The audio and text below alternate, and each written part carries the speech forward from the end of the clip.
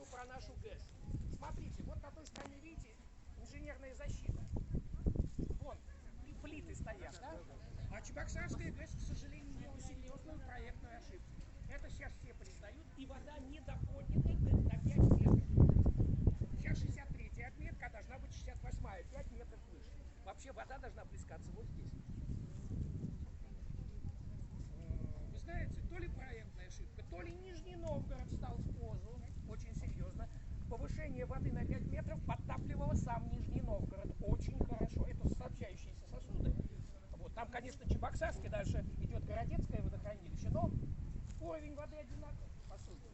И Марийские заливные луга, они на той стороне находятся, тоже попадали в зону затопления. Вот 40 лет эта тема стоит очень остро, но никуда не движется, абсолютно. Ее, так знаете, замалчивают, периодически снова начинают ее обсуждать, потом снова замалчивают. В общем, вода не доподнята. И ГЭС работает на 60% установленной мощности. Она может давать больше энергии, но воды в ГЭС в водохранилище не хватает. Я слышал, у вас в этом году в Куйбышевском водохранилище в Казахстане воды вообще нет. Куда-то ушла. Проблема, да. Да.